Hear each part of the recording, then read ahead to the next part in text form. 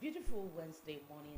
We make you welcome to today's edition of Morning Ride on Delta Television Asaba, the People's Pride.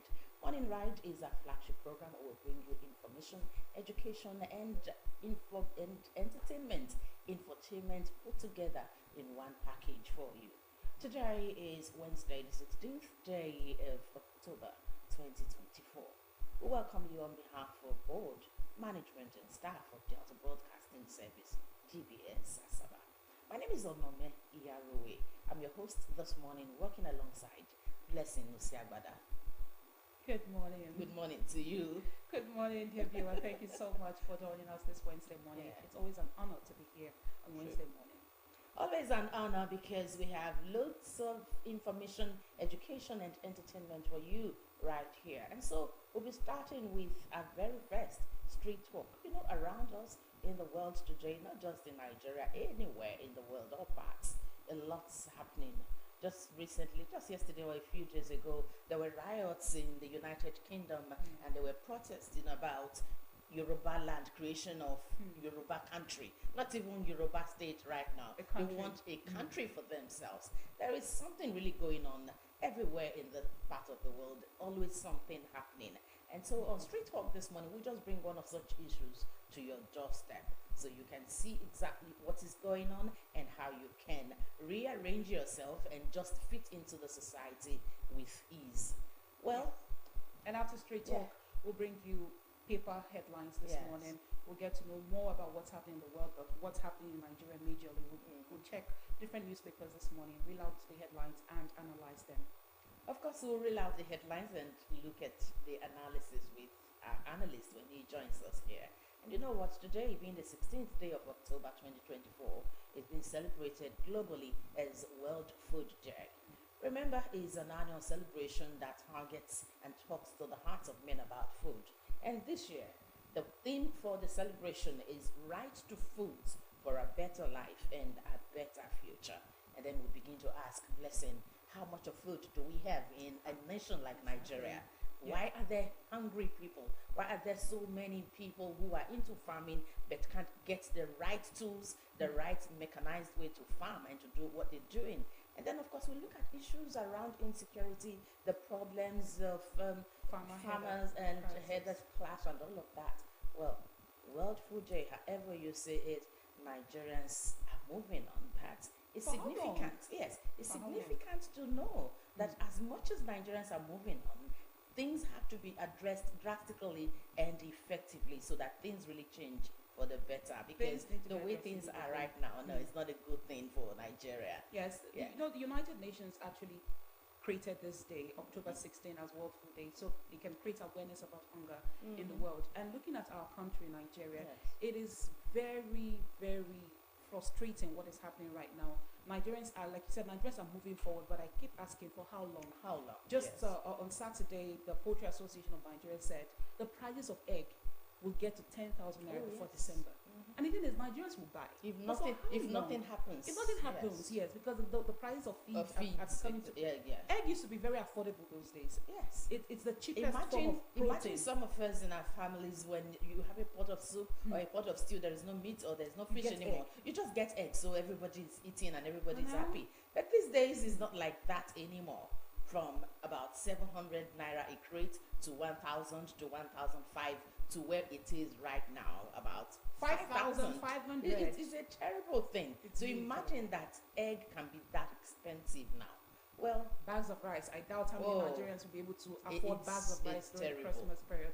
So like you said, something needs to be done drastically. Something needs to be done immediately to address the food crisis we're experiencing in Nigeria. All right, once we're done with trending headlines, we'll move on to our guest interview segment. And we want to keep that secret because we have a big fish coming to join us right here on set.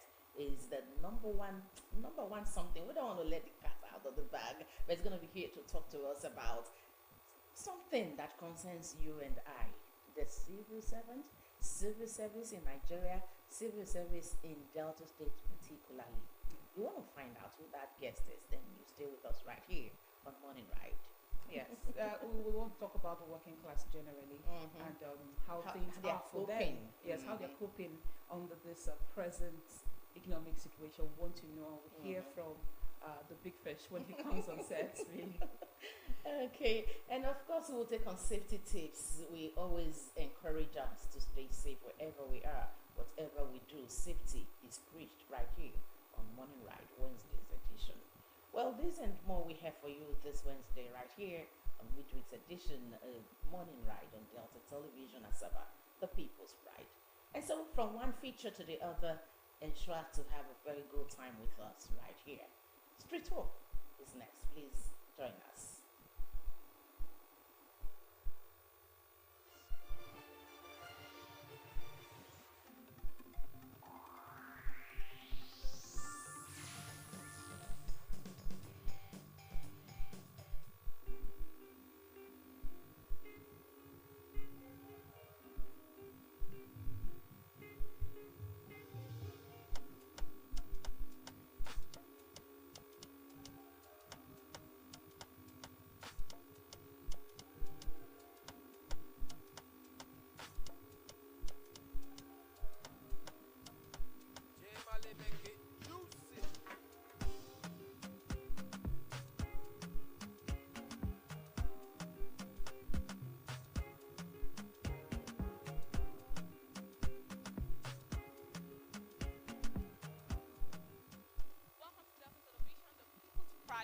My name is Chinazo Frances Uche Ofajama, and this is Street Talk. With the economic situation in Nigeria, with the prices of goods and services, I can only help but wonder how people are coping and thriving in this country.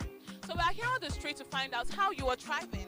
Please tell us how you're thriving and what you think the government can do to better the economic situation.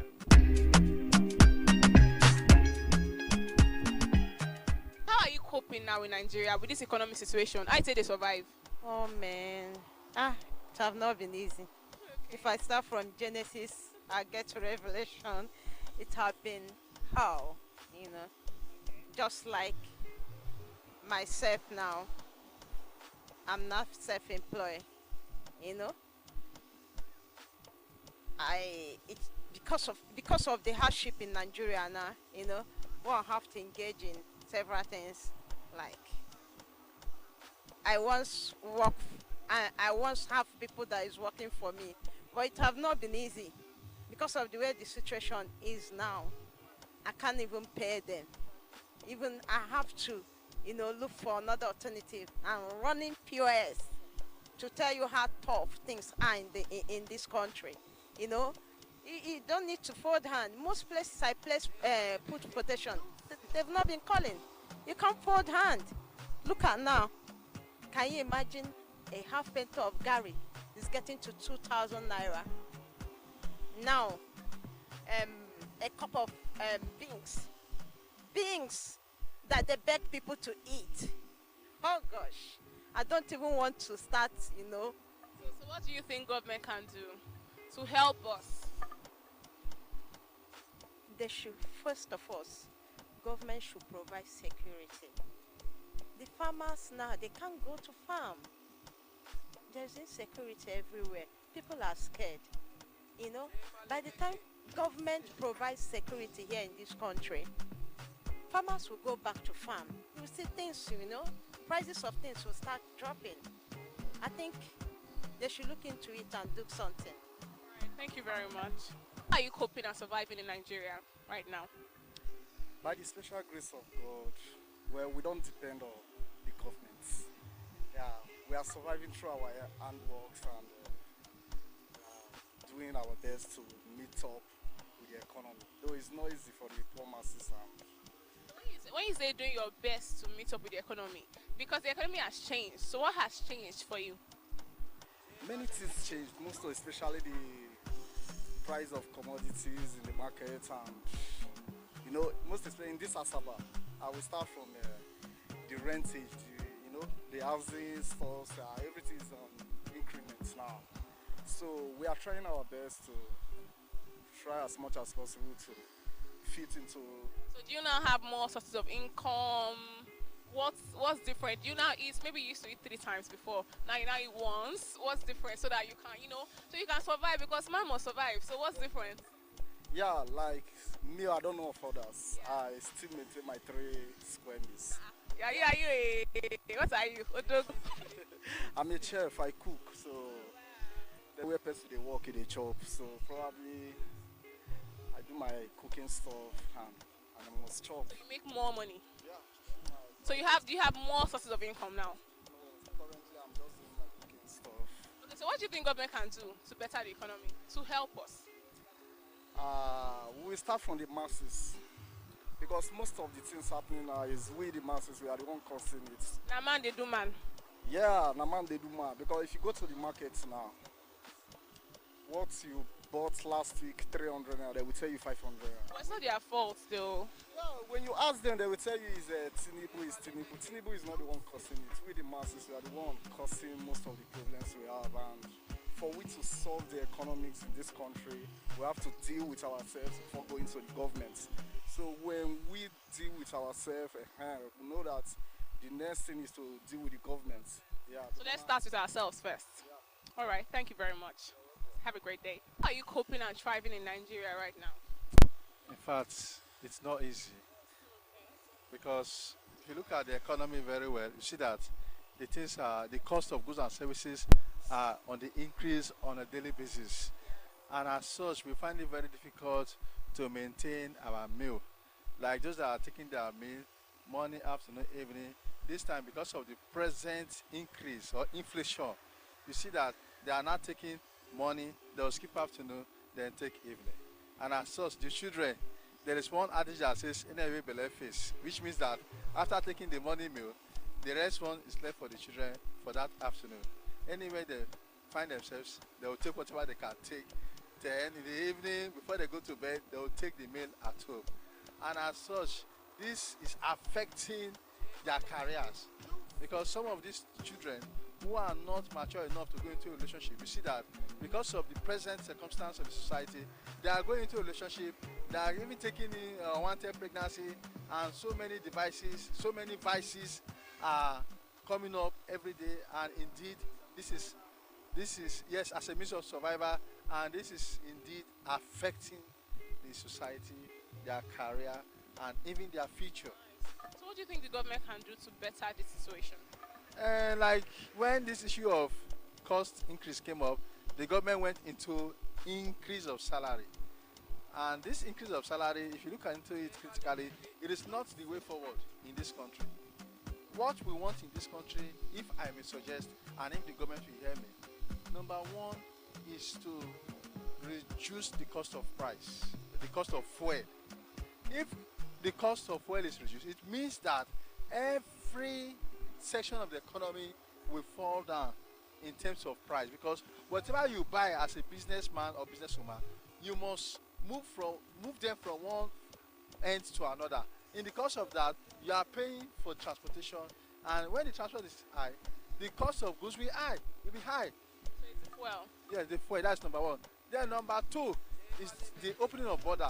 If our border mark is open, believe me honestly, everything, when there is inflow of goods and services, it makes the people have option on the goods to go for. That does not mean that they will stop patronizing our local goods. No, they can also patronize Nigeria brand, then patronize foreign brand.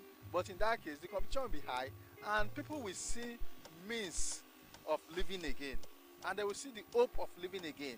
And in that case, Nigeria will be better again. And also again, we are looking at how Nigeria can grow from consumption to production. If Nigeria can grow from consumption to production by investing in agriculture, giving more attention to agriculture, that will help us to have more of productivity in the society. And with that, agricultural products will be spread across the different catchment areas which we have. And that will help us to maintain a standard of production, and that will help us again to reduce starvation, and even the issue of high increase in cost of goods and services will be reduced, and people will see the hope of living again. All right, thank you very much, sir. For this Nigeria where we dey so everything don't change, food don't cost, everything don't change. So how you say they survive? We Don't say everything don't change for this Nigeria. We just survive on God, because trouble no good everywhere. Trouble you enter there because of goodness, and so you enter there, carry everything up finish. See rice, see garri, see everything, see fuel. When they carry fuel down, carry everything down, so that everything will come down. You get some people who are poor where they for this Nigeria, they no fit see food shop for this Nigeria. We know now they go for this Nigeria. They say Nigeria go good, but then they kill us for this Nigeria. So old women where they village, they no fit shop. So old women where they for they no fit shop, they no fit do anything. It's Trubu is a bad person number one, and Yoruba people is no good. Then damage all the Igbo people for Nigeria. Damage for Lagos, say Nigeria go good, but Nigeria no good. May they keep us good well and put Nigeria very good. So if Tinubu just reduce the price of fuel, reduce the price of food, everywhere, Nigeria go better. If we then increase the price of fuel and everything, Nigeria go better because now because of the fuel everything go up. Without the fuel everything no go up. So understand? If you want to go buy garri and they go say they enter fuel, then pay transport. If you want enter transport go Lagos now, then they cost too much of price, 40,000, 30,000. It's no good. When Nigeria good, it's okay like that. When they carry everything down. Alright, thank you. So for this Nigeria way this way, I say they survive. I say they, say every day food just they go up, food everything just they go up. So I say they survive. The way I say they survive, say man, no go they on one something. Even if say they collect salary, go still they do another thing because now that salary go pay house rent, buy clothes, send give mama, send give papa. So you know easy, sha. How many things you gonna do now? I dey do many things. Anywhere. So first thing I legit work, I dey run now. Okay, so what do you think say government will fit do like this now? If you look government matter, we don't too talk government. Because the government no dey even dey help us at all. We will be youth wey dey the country, no dey help us at all. So wetin I want make them do, at least make them bring price of things down so that we go fit cope with them. Because most of us get family, you understand. So if they no bring things down, how we want to cope? At that time we call the see kidnapping, Yahoo don't for everywhere. No, they say another. Yahoo don't for everywhere because of about the way government take to us. On a normal, young man like me no still say I'll go do person fraud, say I won't live happily. No. Happiness no dey inside that thing. I just say at the way things does be so. How they make them do am? Yes, now everything I go talk. Alright, now thank you.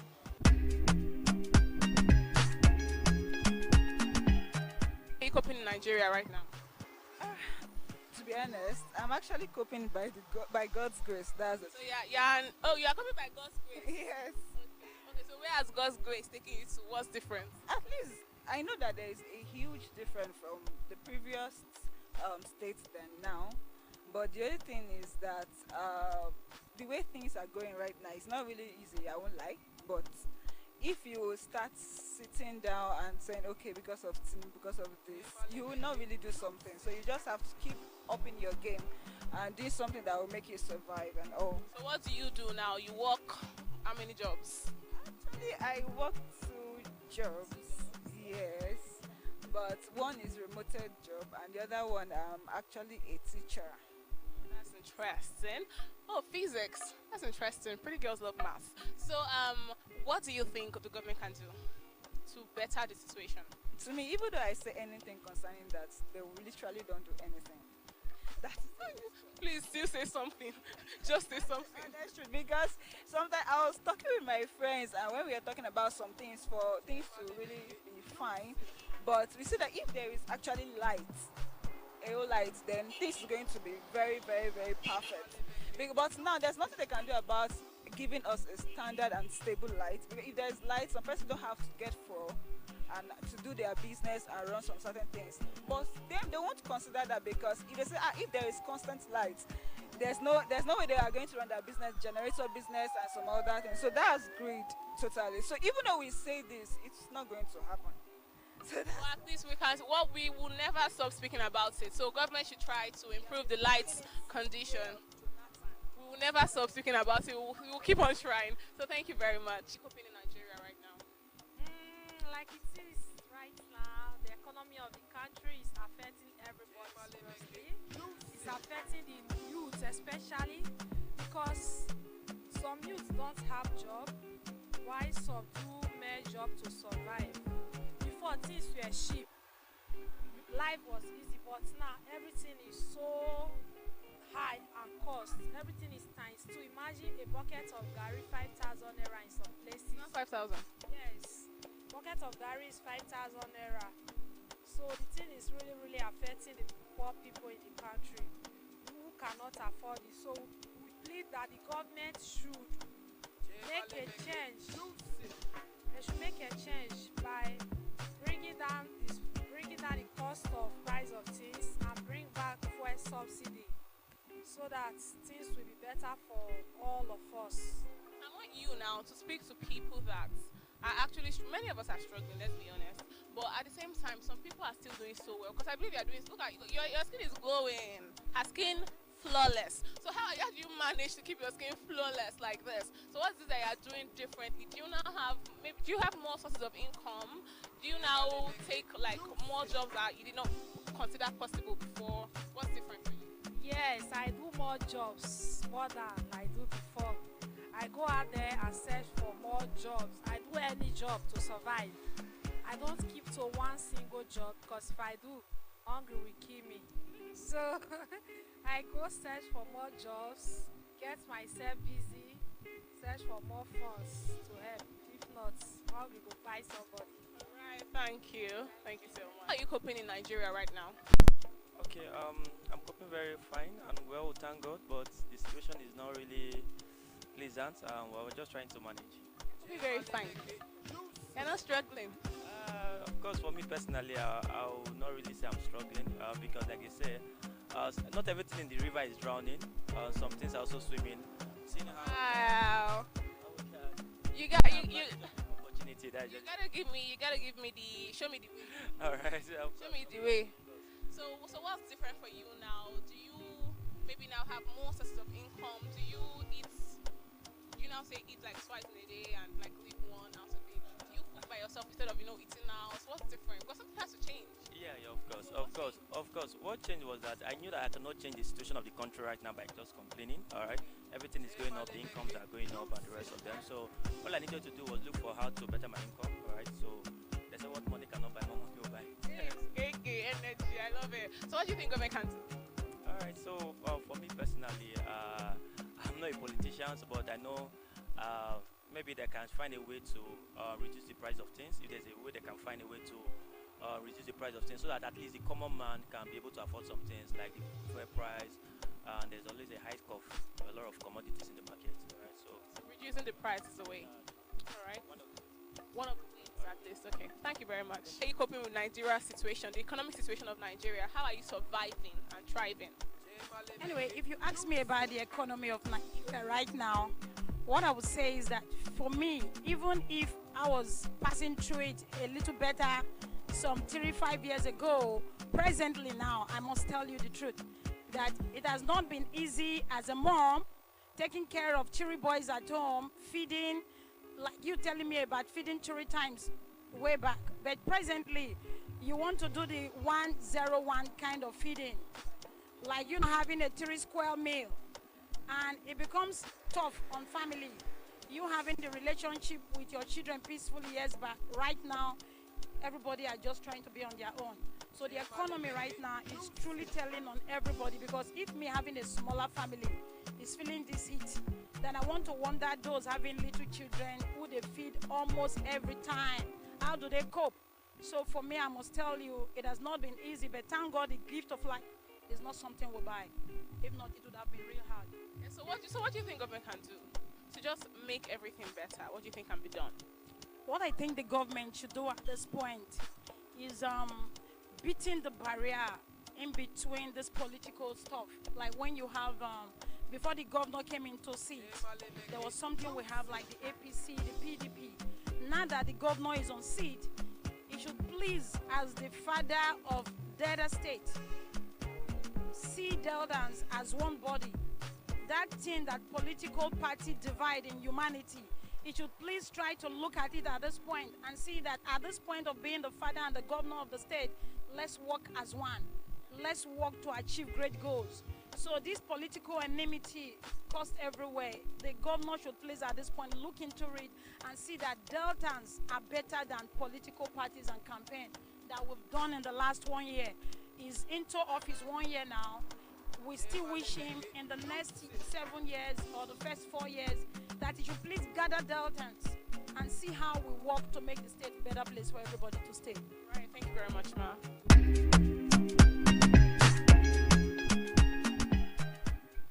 So in order for hungry to not kill you, you have to go out there and search for more jobs, take on remote jobs, and do better things that could better your living condition while also waiting on the government to make Nigeria better. But that brings us to the end of today's edition of Street Talk. Till next week when we come your way again, my name is Chinazo Uche Fajama, and this is Delta Television, the People's Pride.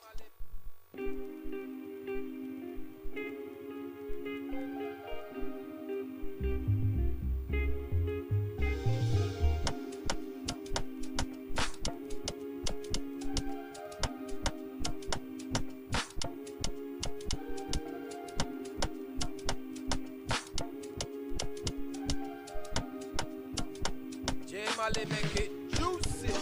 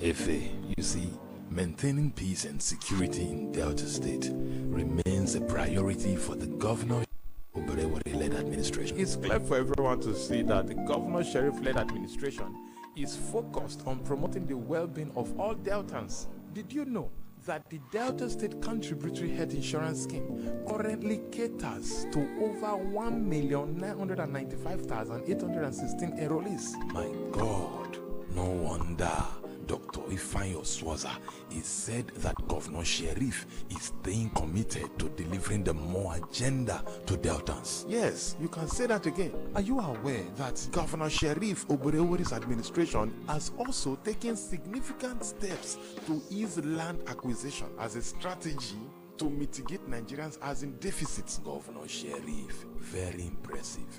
He's not just focusing on one area, maybe just health or peace and security. Is making sure that all areas experience the more agenda. Even when the Osun State Governor, Senator Ademola Adeleke, inaugurated the completed Okpanami-Busa bypass, he said he was particularly impressed with the performances of Governor Oberewori in 1 year of his administration. Of course, it is clear now that the Governor Sheriff Infrastructural Development is creating an enabling environment for businesses to thrive. I heard of a lady by the name Doris Uzo who relocated her business to the bypass area, and she's doing very well. Talking about the bypass, Governor Sheriff did a very good one there. The 5.3 kilometer road and 10.6 kilometer length of drain. Yes. Coming from Warri now, I didn't need to drive through those distance Coca area. I just took this shortcut, you know. Hey, you don't want to burn your fuel now. I know you. You get money, but you don't want to spend them.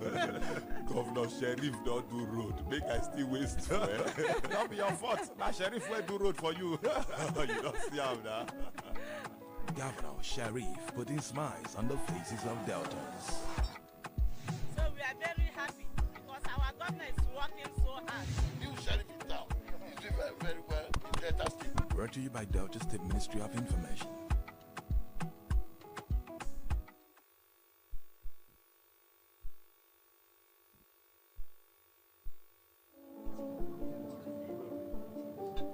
Let's go! No. Let's go. If we continue like this now, where we go head? Bros, calm down. Calm down. I know say it be like say all of us the best now. But more will not say any damage what will they cause now? Not to our own state. And when we talk about our own state, we they talk about ourselves, about our family, our fathers and mothers, our wives, brothers and sisters, even our children. If we use our own hands, scatter what we get as our own, now where we go call our own again? Now truth it all go. After all, Governor Sheriff, he don't promise say go do more for Deltans.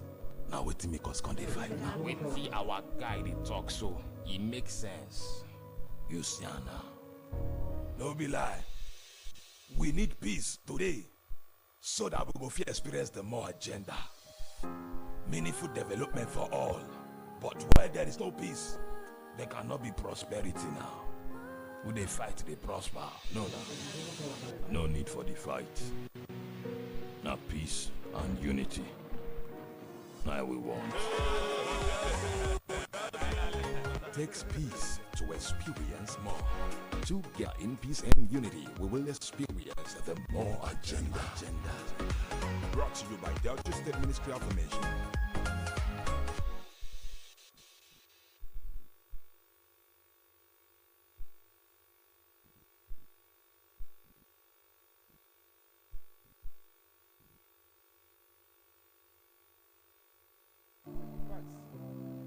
Efe, you see, maintaining peace and security in Delta State remains a priority for the Governor Sheriff Oberewori-led administration. It's clear for everyone to see that the Governor Sheriff-led administration is focused on promoting the well-being of all Deltans. Did you know that the Delta State Contributory Health Insurance Scheme currently caters to over 1,995,816 enrollees? My God, no wonder Dr. Ifanyo Swaza is said that Governor Sheriff is staying committed to delivering the more agenda to Deltans. Yes, you can say that again. Are you aware that Governor Sheriff Oberewori's administration has also taken significant steps to ease land acquisition as a strategy to mitigate Nigerians as in deficits? Governor Sheriff, very impressive. He's not just focusing on one area, maybe just health or peace and security. Is making sure that all areas experience the more agenda, even when the Osun State governor.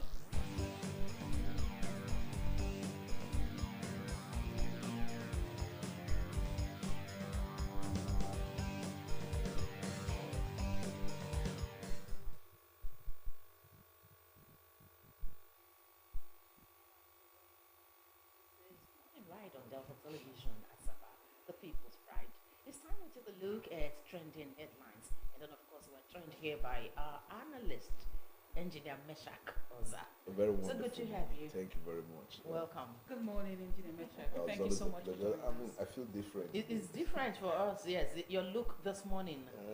Yes, it's a deliberate look, not necessarily sporty, because of the call to duty. Okay. I have a duty call shortly after this program. So the dress code represents the kind of duty you're going for. Yeah. Thank you for joining us. For all right, we have a couple of papers to look at this morning. We have the Guardian, the Nigerian Tribune, the Daily Trust, the Daily Times. Blessing? Yes, we have the Punch, the Vanguard, the Nation as well. The Nation is here, the Daily Independent. All right, we'll quickly start with the Guardian newspaper. Here are the trending headlines we'll be following from the Guardian newspaper. World Food Day. Inflation-weary Nigerians begging, borrowing for survival. That story is on page 6 of the Guardian newspaper. Inflation-weary Nigerians begging, borrowing for survival. Please get the details on page 6.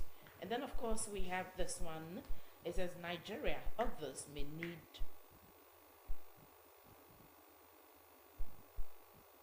Nigeria, others may need 100 years to end extreme poverty, says World Bank. Please get the details from the Business Times, from the Guardian newspaper. All right, from the bottom strip, from page 3, we have your policies punishing Nigerians. Professional bodies tell Tinubu. Still on page, okay, on page 5, this story says, Abbas flays 10,000 naira monthly upkeep for pensioners. All right, get the details on page 5. Well, these are some of the stories we'll be following this morning on the Guardian newspaper. Next is the Nigerian Tribune. The major headline on the Nigerian Tribune says, PDP governors resolve NWC crisis. The riders ask parties to revert to status quo. Amwewole-led Rivers Assembly declares pro-Fubara lawmakers seat vacant. Your seats already declared vacant since December 13. Pro-Fubara lawmakers insist. Get a story on pages 4 and 5 of the Nigerian Tribune. At the top strip, we have inflation hit 32.70% in September. The riders, rising inflationary trend eroding manufacturers, investors' profit margins, says CPPE. Bank recapitalization to support $1 trillion economy by 2030, says CBN governor. Foreign reserve rises to $39.12 billion. That story is on pages 6 and 7. I also have on page 4, court orders very dark man to remove defamatory content about Falana and Son. PDP flags off Ondo governorship campaign as Makinde demands redeployment of state rec. The writer says, Babalola not Ondo state indigent, says INEC. At the bottom strip, Oyo government arraigns auxiliary on 17-count charge. That's on page 30. World Food Day. Nigerians groan as prices of food items continue to rise. The rider, experts profile solutions to food insecurity. That's on page 13. And the last headline from the Nigerian Tribune on page 3 says, 2009 federal government ASU agreement. Yayale Ahmed heads 53-member renegotiation committee. That's the last headline. All right, we'll quickly move on to Daily Trust. On the Daily Trust, we have the screaming headline, PDP crisis, Damagum may step down next week. The writers say aggrieved members told to withdraw court cases, and governors ask factional leader to vacate office, lift suspensions. You'll get the details on the front page, and it continues on page 4, Daily Trust. From the top strip, we have NNPP group seeks Governor Yusuf's independence from Kwankwaso. Please get the details on page 15. On page 5, we have Dangote Ipman meeting fails to hold. Dangote Ipman meeting fails to hold. Please get the details. And on page 14, passengers stranded as airlines cut domestic flights. All right.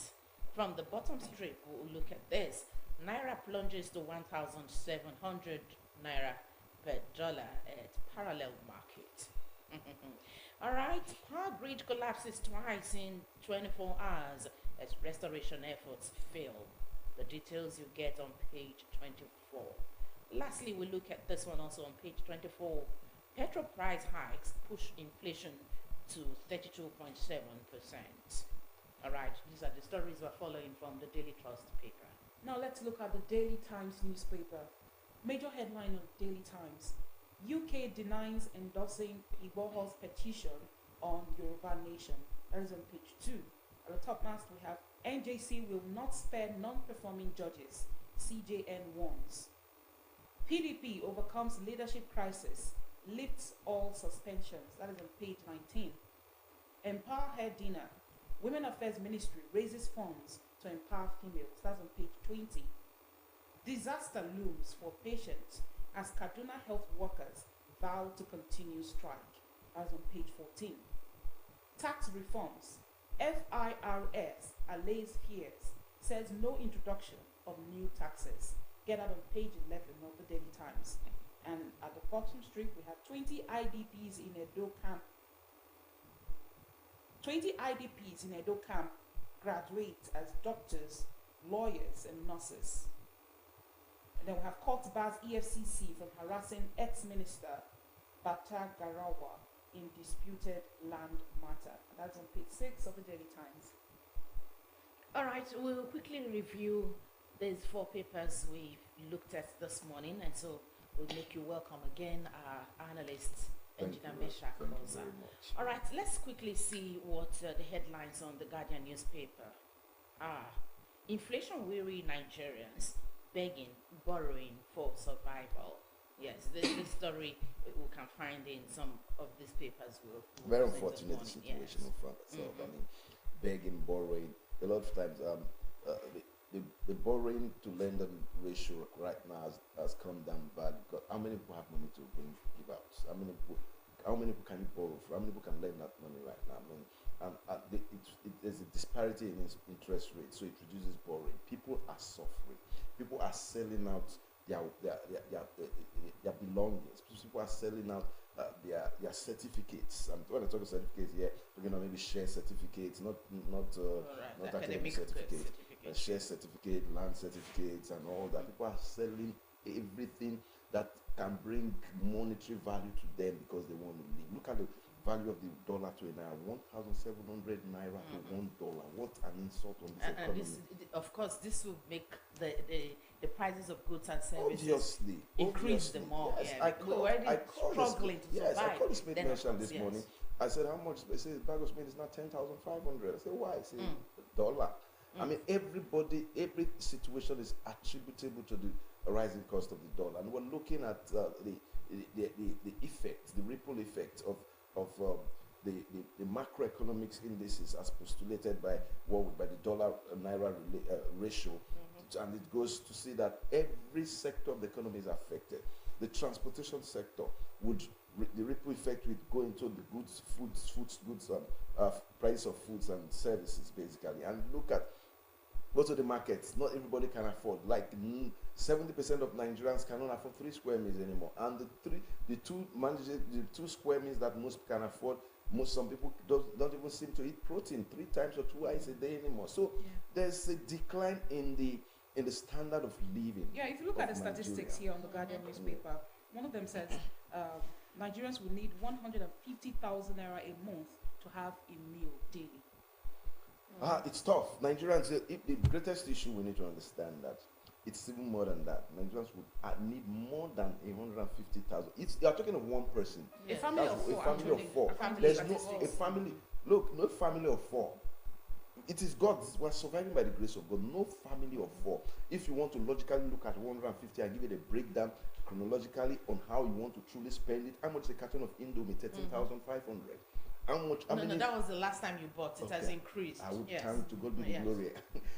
I bought like 2 You have cartons already. So we're looking at the effect. Those, if you have kids that still take Golden Month, we've not talked of me, not talking of this. I'm talking of the breakfast cereals. We're not talking of lunch. How much? That if you are the kind of people you want to take your children out, you can't even take them out anymore. So Nigeria have a high level of endurance and sustainability. We can grind ourselves out of every and any situation. But in this grinding, a lot is happening. Yes, but I think we have gotten to the precipice. We have gotten to the precipice. There's going to be a reaction shortly because people are fully enriched. Come on that Coca Bridge every other weekend or every other day. That people are celebrating. You see people that come to celebrate birthday.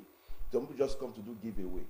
From nowhere, you see close to 1,000 people. You wonder where these people have come out from. You know that there's hunger in the land. Yes. And the certain Senate president insults our psyche and tells us that you should go and eat food anywhere you see food. Grab it.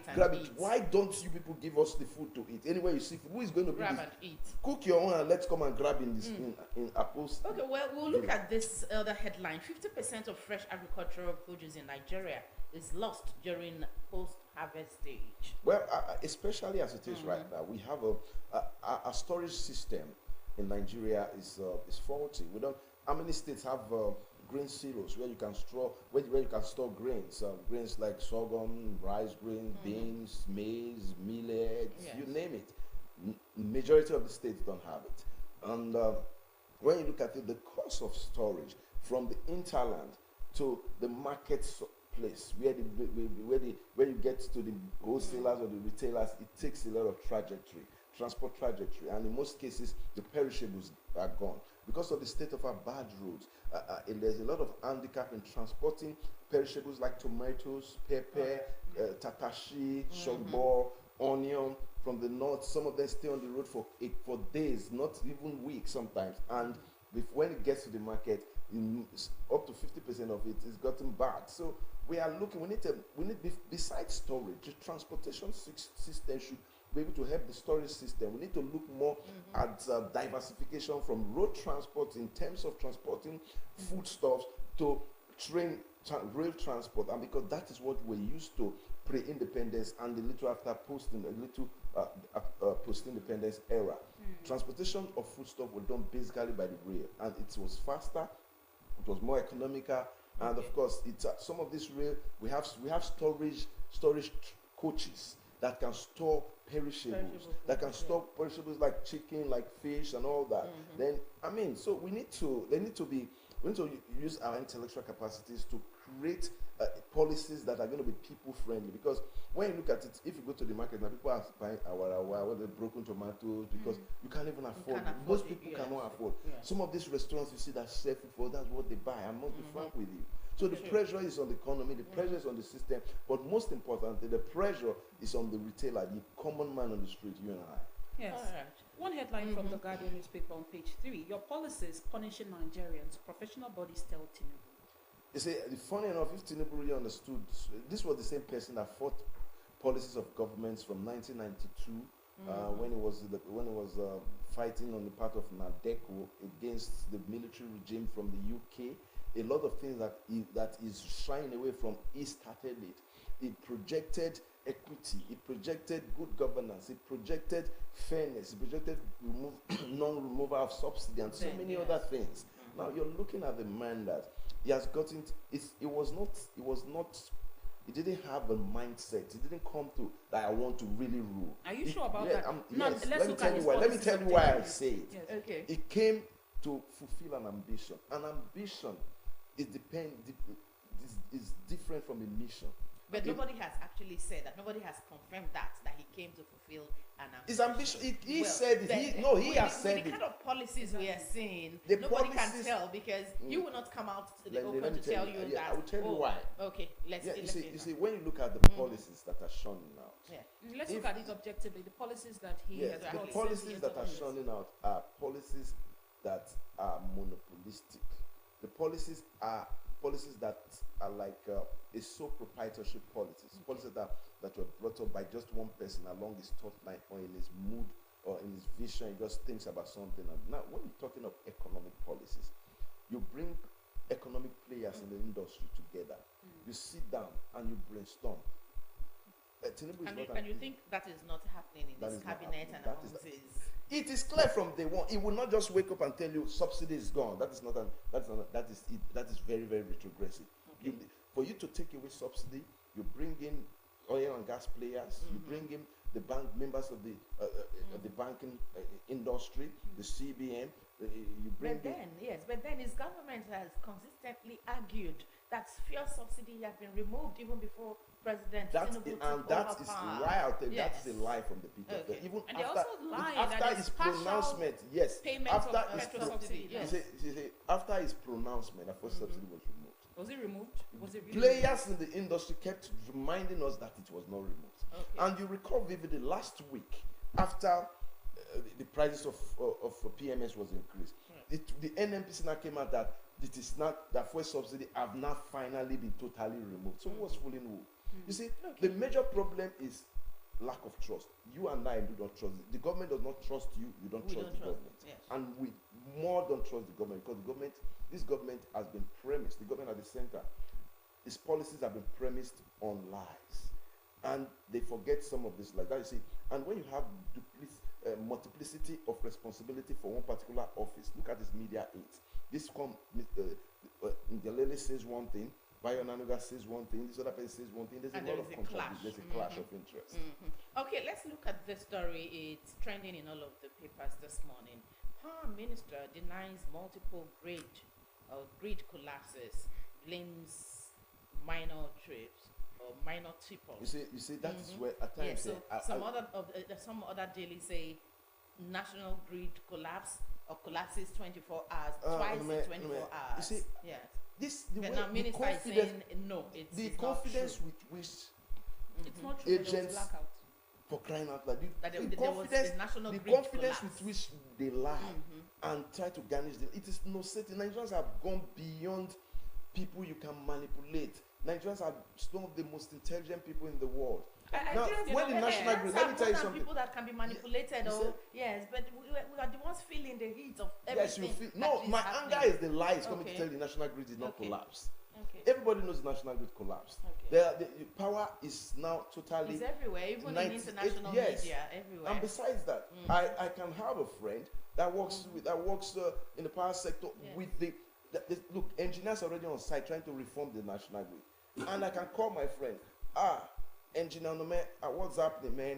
Our grid has collapsed again. We're trying to fix. That is what happened. I have information related to the fact that they tried repairs yesterday and they still collapsed yesterday in the evening.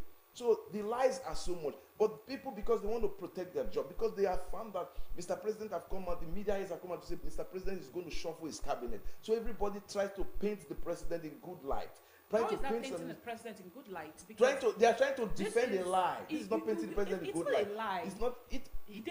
This is just evident. It's evident that they do not care about Nigerians. Well, absolutely, whether you accept what they say or you don't accept it, this is what it's not their want business. to Because one would ask, this is the 6th time it has happened in one year. No. It happened the first, it happened the second time, it happened the third time. It means they're not even willing to work on the problem. They're not willing to address the issue. For him to have come out to make this statement, it means they're not working towards making sure that the national grid does not collapse for the seventh time. That's why they don't have honor let me tell you why I said Nigerian politicians do not have honor.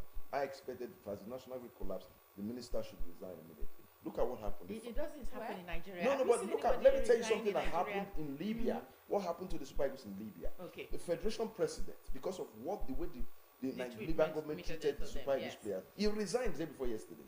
That's Libya. You're talking about. I'm telling you, why can't you have Nigeria? The national grid has crippled the economy for the fact that the national grid collapsed. As the minister of power, the minister for state for power, the minister of the standing minister, they should throw in the towel and resign. Look at this shame. Look at Abamoro was a certain interview for immigration in 2014 or 20 thereabout. Abamoro was the minister of interior. People were killed in Abuja and Lagos in stampede, and today is a senator. What country are we? People do not have honor. They don't reference. You are the one asking, because these same people will come out there and you and I will vote for them. We don't vote for them. People don't vote for them. People, the gullible ones probably. Okay. Not okay, let's move quickly to the Nigerian Tribune, because we actually have to do this quickly. We move on to the Nigerian Tribune. Yes, a blessing. At the top string, we have inflation hits 32.70% in September. Yes. Listen, it's a cry for help. It's good she takes the riders. Blessing, go on with the riders. So we know where we're going. Rising inflationary trend eroding manufacturers, investors' profit margin, says CPPE. Bank recapitalization to support $1 trillion economy by 2030, says CBN governor. Foreign reserve rises to $39.12 billion. Foreign reserve rises and inflation is flying high. Now, what is wrong practically? You see, there's no way you can fight inflation without going into production. And there's no way you can go into production when the national grid collapses every minute of that. The sustainable and the oil and gas sector does not help the independent producer. So look at what we are doing right now. We import over 90% of our usables. And in that state, it will keep the naira will keep depreciating. We should be a country that should be exporting. Do you know we import as small as tomatoes, pepper from Niger Republic, as presently constituted? So these are things that go. So there are so many things that the government is getting wrong. There is no way, no amount of floating of the naira, no amount of reserves, foreign reserves, that can help reduce the inflation that we are fighting right now. Inflation in the last 3 months from 21.8%, now it is 32.5%. What are we saying? Until we start production, until we sustain the production line, the manufacturing line. But manufacturers are strangulated. So Nigerians are not producing enough. What do you think is the major challenge? No, it's not saying Nigerians. Yes, would you actually say that Nigerians are not producing enough because of certain issues, especially insecurity? That's what I'm relating to. Yes. You and I cannot go to look at majority of our farmers, especially in the north central, Nasarawa, Adamawa, Taraba, and Plateau states. They are back in the south. doing riding Okada. These are farmers. Some of them, you see, they tell you, we prefer our life. Now, the majority are not producing because the government, I related because the government have been able to strengthen security architecture. Now, the production that you see is not even sustainable for self-consumption, not talk of export. Export is the export of goods and services, majorly goods, is one way you can fight inflation. But we cannot continue importing and expect to fight inflation. Now, a lot of people now can't even sustain food, can't even grow food for sustainability. So that's why you see we keep importing and inflation will keep rising. Okay. Yes, I can relate to what you're saying with some experts, some economic experts, the likes of Rewane, that's Bismarck Rewane, yes, actually proposing and opining that there are certain steps that needs to be taken by the federal government that are being neglected or not being looked into.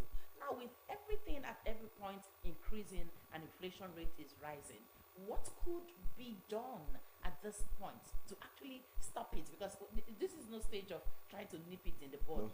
What can actually stop it? When I watch Rewane talk about inflation in Nigeria and the possible things that can be done to stop it or to minimize or bring it down, it hurts because it most times looks like he's just been talking to himself and making all of these proposals all by himself. Nobody is listening. The government is not paying attention to them. So what will be the way out for the citizens now? What do we need to do to get out of this? Well, it's a tough one. The citizens, first and foremost, they need to understand that they're going quagmire right now.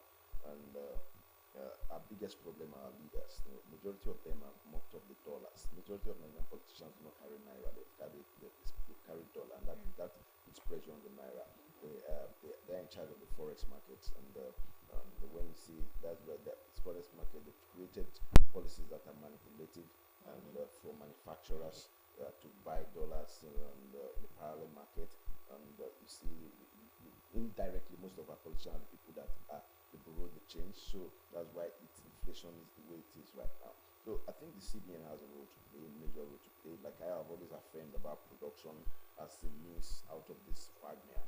But as much as it is, what role does the CBN have to play? Yes, it's policies, relation. Look, a major problem is the major problem of inflation presently is the fact that the price of dollar in the black market and the price of dollar in the parallel market are different. Yes. Now, majority of the dollar is in the black market. So people mop up dollar from the parallel market at maybe 10 naira, and most of these people are agents of government in power. They mop up this money and keep it to themselves in the black market. And even the government now buys from the black market at exorbitant rates. If they mop it up from 10 naira, there's so much corruption within the ambits of the CBN and the other money market players. When they now buy this for 10 naira, they will now buy it from the black market. Even when they're traveling, if the president is traveling, there's no, okay, go and buy from black market. They will be selling dollar that they've collected from the parallel market from CBN, and they will be selling for maybe 15 naira. Look at the profit margin. Okay. Another headline there. All right. The major headline of the Nigerian Tribune: PDP governors resolve NWC crisis, ask parties to revert to status quo. It's laughable. It's laughable. Yes, I think political parties and their issues. It's really laughable. You know why? At every turn and at every turn of a political election within the internal democracies of political parties, we have always seen things like this. There's always a problem. There's always a faction. There's always a factionalization. There's zoning. Crisis does come up. The biggest problem with Nigeria, a people that cannot democratize and lead themselves within the ambits of a political party. How do you expect that are going to rule Nigeria well? And that is what we're facing in this country. The APC, the PDP, the APGA, the APP, all of them, they have fundamental issues with internal democracy. When internal democracy is fraught with a lot of problems, then what do you expect from external democracy? That is the summary. Nigerian politicians are not yet mature enough to understand, because of their selfish interest, greed and avarice, that internal democracy is the fulcrum for the functionability of external democracy. And when I say external democracy here is the democracy that we have come, we elect the the people have elected to govern us, and the way they govern us, that is what we're talking about. So moving forward, I think this is just a script of what is happening. Tomorrow you hear another story. Another Wike will come. This one will come. There is the judiciary is on one side. Judiciary is one of the biggest problems we have in this country. Look at the Wike.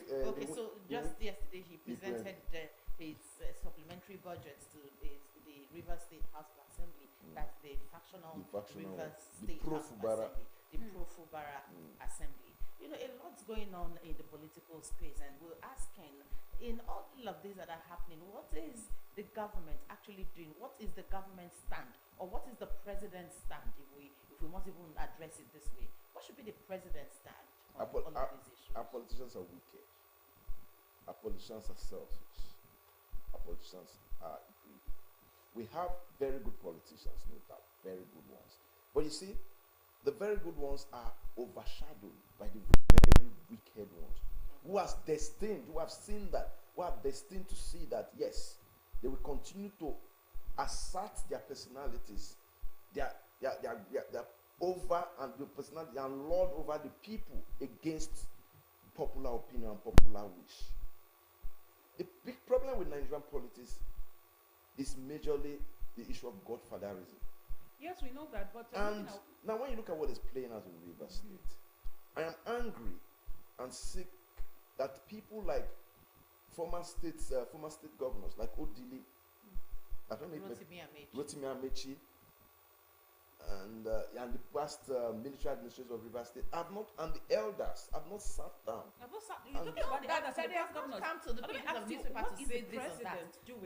The president, Mr. President, has used Rivers State to achieve this. No, but look at the president should, as a point of honesty, be able to call to order the security agencies and the influence of Wike and all that, but he's not doing it. That means he has taken a side already. If you look at the president's body language, well, Wike has Rivers State was a caveat for him. Wike delivered Rivers State for him. He manipulated the votes and all that for him to win. Now, Wike has told him, Oga, leave this matter, not put yourself. And I think his loyalty, the Tinubu I know, his loyalty can never be compromised when Tinubu is do to do. As you take do for me, I will do for you. If Wike has said leave, Tinubu will not make a pronouncement on Rivers State. Let's look at and the security agents. If you look at Egbetokun, was the ADC to Tinubu when he was governor, and it's now the IG. Look at what wanted to transpire during the local government election. By around 2 a.m. 1 a.m., they brought police from Rivers State in connivance with the DCP ops in Rivers State, police from Imo State with the DCP in Rivers State. They wanted to manipulate things, but to God be the glory, it did not happen. Fubara was able to stop that. But I think the major problem is ourselves. We need a mindset transformation. Nigerians as a whole. So we need to understand, we need to transform, we need to do a reorientation from followership to leadership to our political ideology. Everything needs to be transformed. We need to look at ourselves. Do we want to heal this land? Do we want to heal this country? Which country, 50 years' time, you and most of us will not be alive. Which country would we have left for our children? A country of bestiality, where people are eating human, people kill now to sell hearts, to sell organs? Is it the kind of country we want to live? Where children are making money out of criminality and we celebrate them? There must be a change. There must be a change, and it starts from you and I. Yes. We're not just looking at the political class, because it's you and all of this is coming down. The politicians were once followers like you. Exactly. All right. Let's look at some headlines from the Daily Times. UK denies endorsing Igboho's petition on Yoruba Nation. That story you find on page 2 of the Daily Times. And this contravenes what we've been seeing on social media, in the mainstream media, the protest in the UK about Americans, the British, they lie, like the way Nigerian politicians lie. Their tendency, their pronouncements are interest-based. Okay. Interest-based. And if you look at the protests, you'll see it has the affirmation, It was covered by the British media and all that. But now, probably there's a caveat. The Nigerian government has come out to say, okay, you are supporting this like this. And like I said, there's always politics is all about interest. Okay. What would be the interest of the British government? Exactly. The problem you are seeing in Nigeria today, like we saw, the problem you are seeing in Nigeria today is a product of the influence of the British government and its agencies, like the World Bank and the IMF. They are the people, their policies have looked at what the World Bank representative in Nigeria said during the economic summit, that Nigerians should be prepared to bear this period of hardship for 10 to 15 years. We must wait for 10 to 15 years for us to see, to be able to reap the fruits of these policies of this government. I still don't understand. Now, let me tell you something. The SAP, let me tell you why I hold the British government and its agents, the agencies, the organs, the British and American governments. Okay. They are the people that are manipulating African leadership because of our lack of coming. It's not about voting. It's not about voting. You don't understand what we're saying. Yes. It's called the It debt. makes a point because we read the material some time ago, an article where they even I tell you, it's now, in the open. That if you recall, I recall when the SAP riot, before the SAP introduction of the structural adjustments program, the World Bank president then came and he talked to our president and said, if you do structural adjustment program, Nigeria in 2-3 years will be like this, Okay. And that was where they came with Vision 1990. That by 1990 we would have been independent, all our refineries would have been this, and they bought it. Our leaders were so gullible. There was Vision 1990, there was Vision 2000, Vision 2010. Now, in all these visions, they were still sleeping. Now, that is one. Now, why do the World Bank comes up with policies? They know that when they tell the African leader, most especially Nigerian leader, come and borrow, there's money to be borrowed. We are always good at borrowing. Then we sell with our oil blocks. We sell with our oil that will not be extracted. Yes. So when you look at a lot of things, they don't tell you policies that are going to benefit you holistically. They tell you policies that will benefit them the more. And our leaders play into it, not just Nigerian leaders, African leaders. They play into this and they cause a lot of problems. So what we are saying is this, that the truism, I don't take anything the British government says seriously and whatever, because they are part of the problems the country has today. All right, let's look at the Punch newspaper. The major headline in the Punch newspaper says, marketers plan petrol import to bridge shortfall. And the riders, Dangote not producing enough to meet domestic demand currently, dealers claim. Ipman loads NNPCL PMS. It's unfortunate. They should be targeting the NNPC. If Dangote is not producing, why? And you have not said, you are attacking Dangote that is not producing enough. What have they said about the 4 refineries that NNPC have refused to make work? The refineries are not working. They should import if they have the means to import. But it's unfortunate that we are directing our energy to the wrong place. Forget Dangote refinery. Stop focusing on Dangote refinery. He told you I can produce 650 barrels a day, but Nigeria uses far much above that. Yeah. Now, what stops them for directing their anger to the NNPC and asking why our refinery is not working? The problem is not Dangote refinery. Questions for years. The naira among worst performing currencies, says the World Bank. That is not among. Naira the worst performing currency, not among. Naira is the worst performing currency. And it's because of our economic players in the industry. Okay. It's an unfortunate situation. Well, those are the headlines we will review this morning. Thank you so much, thanks for having me. Always joining us. Thank you. And get the papers for yourself, read up the stories, and get to find out what is happening in the country. You can get this online as well. Get the papers online and read up. Morning Ride continues shortly.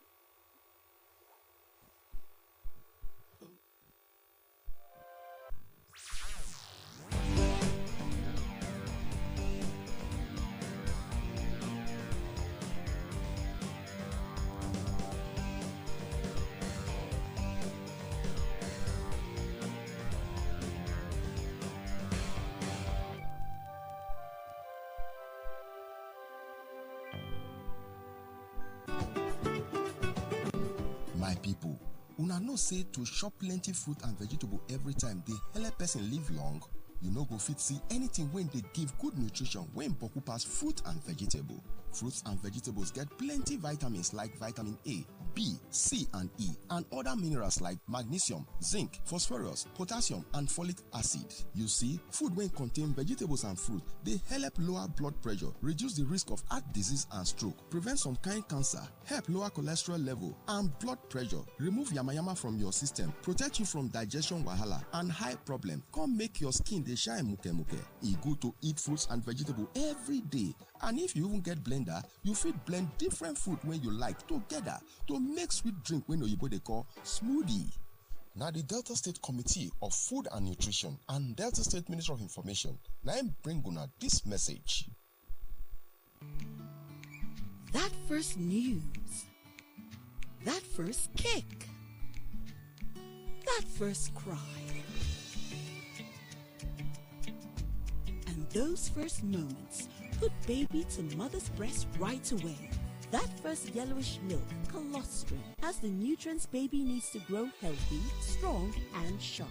Ask your health worker to put your baby to the breast within the first hour. Start strong. Zero water exclusive breastfeeding for better future. This message is from the Delta State Committee on Food and Nutrition and the Delta State Ministry of Information.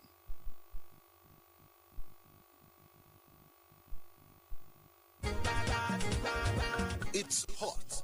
It's something new. It's Event 360.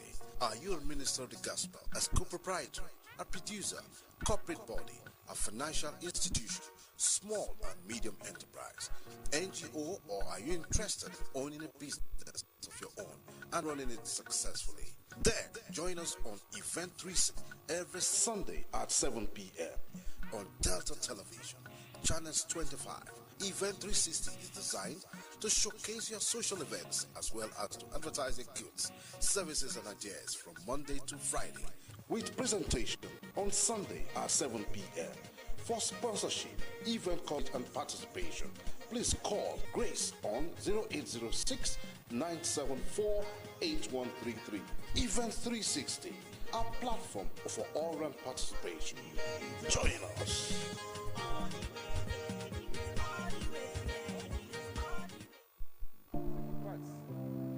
Efe, you see, maintaining peace and security in Delta State remains a priority for the Governor Sheriff Oberewori-led administration. It's clear for everyone to see that the Governor Sheriff-led administration is focused on promoting the well-being of all Deltans. Did you know that the Delta State Contributory Health Insurance Scheme currently caters to over 1,995,816 enrollees? My God, no wonder Dr. Ifeanyi Oswaza is said that Governor Sheriff is staying committed to delivering the more agenda to Deltans. Yes, you can say that again. Are you aware that Governor Sheriff Oberewori's administration has also taken significant steps to ease land acquisition as a strategy to mitigate Nigerians' housing deficits? Governor Sheriff, very impressive.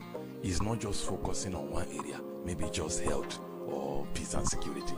Is making sure that all areas experience the more agenda. Even when the Osun State Governor, Senator Ademola Adeleke, inaugurated the completed Okpanami-Buso bypass, he said he was particularly impressed with the performances of Governor Oberewori in 1 year of his administration. Of course, it is clear now that the Governor Sheriff Infrastructural Development is creating an enabling environment for businesses to thrive. I heard of a lady by the name Doris Uzo who relocated her business to the bypass area, and she's doing very well.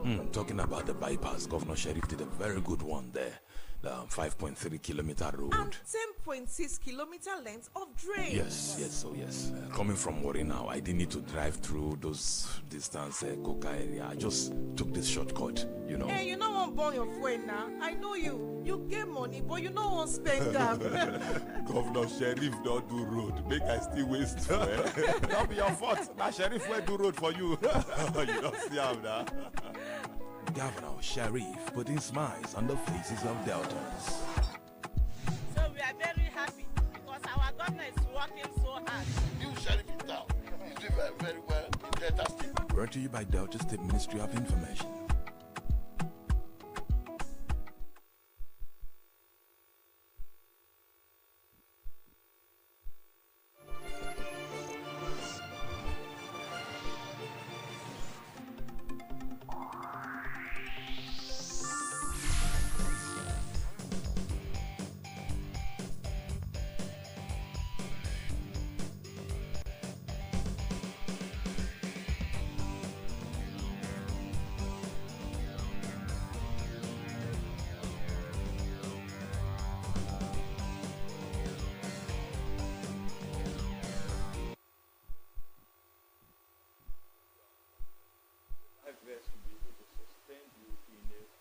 Facing up position, which means putting your head in a position where you can easily get oxygen without any stress. Another thing that comes about water safety, if you need to go on water, it is important that you stay away from alcohol. Staying away from alcohol simply means that when you get drunk, and probably by the time you get into your bath to sail, everything looks normal and things go off the way. By the time you create instability in the boat, then obviously everybody is going to drown on that boat. So it's always important for you to ensure not to get any alcohol content in your system before you go on a boat ride, either for pleasure or for work. The next thing is avoid the use of mobile phones while on a boat ride. It is important because the person who sails the boat needs to have a clear visual of where he or she is going, their risk, their what we call floating hazard. We have tides, we have oncoming boats that the sailor behind must have to be seen clearly. So by the time you get yourself involved with the phone activity, probably raising your phone up, trying to get selfie, trying to snap things on the water from a distance, you cause a total distraction to the man who is controlling the boat. And most of the time, you also create instability in the boat because you might need to change position. And each position you change, the water is not like the land. In the land, when you...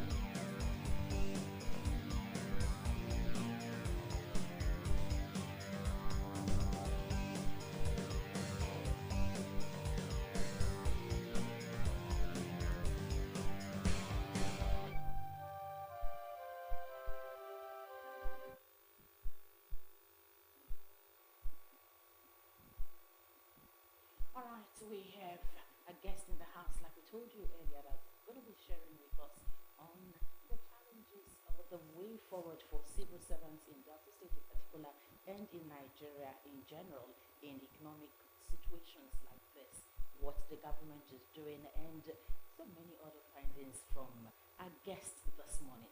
He's no other than the #1 civil servant in Delta State, Nigeria, the head of the Delta State Civil Service, Mr. Reginald Bayoko, MNI. So good to have you, sir. Thank you very much. Good morning to viewers. It's my pleasure to be here this morning. Good morning, sir. Welcome to Morning Ride. Thank you. Welcome, sir. Thank you. There are so many issues you're going to be addressing on this set this morning as regards the civil servants in Delta State in particular and in Nigeria in general. From what's been going on since May 29, 2023, how would you describe the welfare of the Nigerian civil servant in general, and in particular the Delta State civil servant? Yeah, thank you very much for that question. The way I would want to begin is by saying that, well, the civil servant is not cut off from the generality of Nigerians. We are all living in the same society. The only difference we can say about the civil servant is that at least they have a steady income to take home. But what we can say is that income enough to take them home. But basically, amidst the current economic realities, permit me to put it that way, civil servants, just like the average Nigerian citizens, have been battling with a number of challenges. But that being said, I must put in perspective that despite those challenges which have exerted pressures on the personal finances, civil servants generally, on the average, will still strive to deliver on the government's agenda. But bottom line is, just like every other citizens of the Federation, the civil servants are feeling the pinch of current economic realities that we're in. Okay. In comparison to other states in Nigeria, how would you rate the morale and productivity of civil servants in Delta State? Yes, first I'll say that before this situation that we find ourselves, because the truth of the matter is, and there's no shying away from that fact, that in the environment in which we're currently operating, it's difficult to plan because the economic condition changes virtually every day. Some people tell us that it's virtually every hour. So in that kind of environment, it's difficult to plan.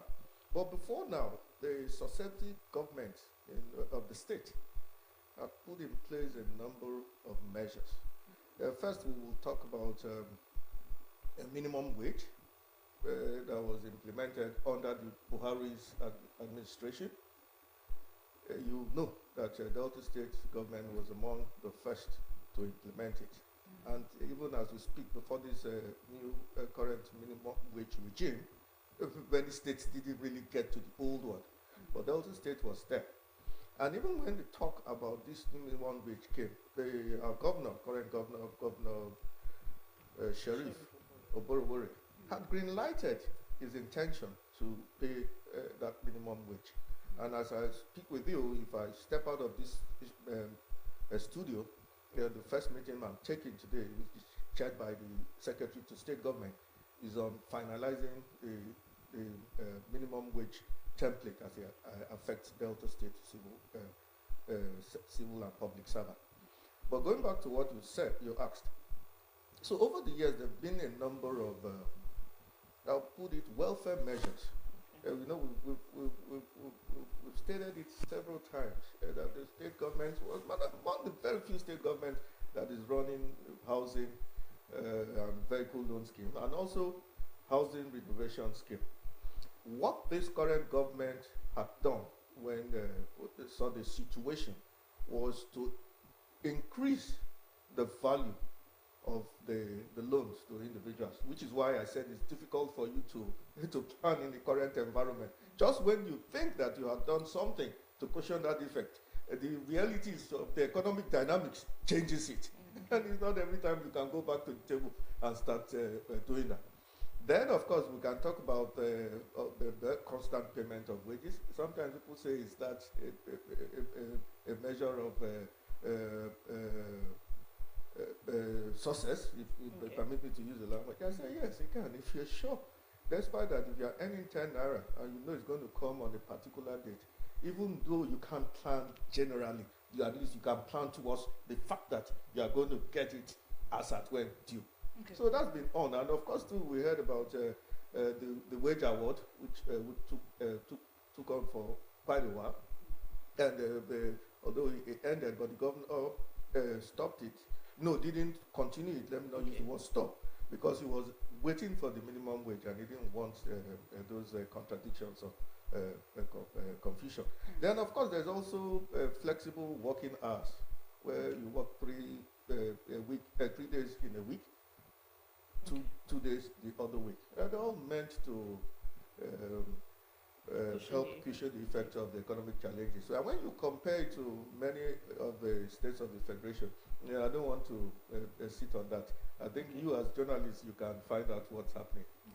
Okay, so let's look at exactly your impression of the Delta State the Delta State worker, how they have coped over the last 1 year running.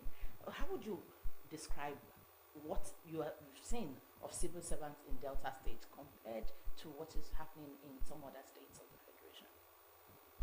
Yes, you know, you need to pardon me for this because it will amount to actually scoring myself because I'm part of the If it civil means service. that, why not? Okay, very good. But the truth must be said in this difficult, challenging environment. Let me use that word. We must say that more than ever, the civil servants in our state have shown enough of dedication. And I say this with all sense of responsibility. And usually when I make such statements, I always ask too, that of course we have our political masters. You can check their views and their impression on what the performance have been. Given what we have said, we've tried that many times as much as possible, where we have that opportunity to sink into the average civil servant's head that this is a period of serious sacrifice. You don't expect that things will be as usual, and you try and give your best in the times of in terms of the times you are in, to ensure that there is a difference between you and the other person. So basically, within the period, we have shown, the average civil servant have shown enough dedication to drive the government's developmental agenda. Okay, you listed some of the measures that the Delta State government came up with to cushion the effect of the subsidy removal. These measures, have they been sufficient in elevating the economic burden on civil servants, or is there need for further interventions? Well, the truth has to be said, and that's what I also said earlier on. In an environment where the dynamics, the economic dynamics changes virtually every day. Well, I said some people say virtually an hour. We've heard stories that you go to the market this morning, you buy tomatoes for say 10 naira, you go later in the evening, it's 15 naira. there's a difficulty in planning in that kind of environment. So such that, answer your question, there is actual need to do more than is being done.